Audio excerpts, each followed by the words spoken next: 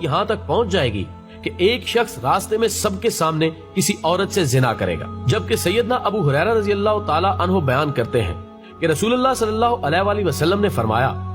قیامت اس وقت تک قائم نہ ہوگی جب تک یہ صورتحال پیدا نہ ہو جائے کہ زمین پر کوئی بھی ایسا شخص نہ رہے گا جس کو اللہ کی ضرورت ہو۔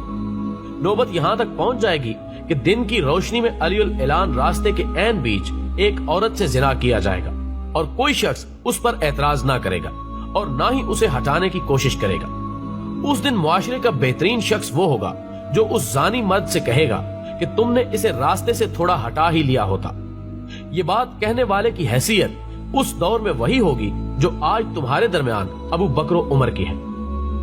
ناظرین، یہ دو علامتیں، ایک تو یہ کہ زنا کا عام ہو جانا اور چار سو آرام سے پھیلا دیا جانا، دوسری یہ کہ زنا علی الاعلان کیا جانا اور اسے دوسروں سے چھپانے کی کوشش نہ کرنا کس قدر عام ہو چکی ہیں، اس بے حیائی کا اندازہ لگانا مشکل ہے۔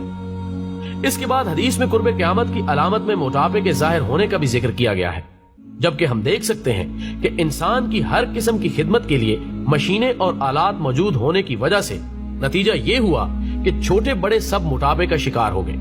صورتحال اس حد تک خراب ہو چکی ہے کہ عالمی اعداد و شمار کے مطابق دنیا کی آبادی کا قریباً 6واں حصہ وزن میں اضافے کے مسئلے کا شکار ہے۔ یہی وجہ ہے کہ آج ایسی دواؤں کی بہت کثرت ہو گئی ہے جو وزن گھٹانے، موٹاپے کے علاج اور معدے کی کارکردگی میں معاون ہوتی ہیں۔ ناظرین، ایک اور مقام پر رسول اللہ صلی اللہ علیہ وآلہ وسلم نے فرمایا، جب اہل شام تباہی و بربادی کا شکار ہو جائیں تو پھر تم میں کوئی خیر باقی نہ رہے گی۔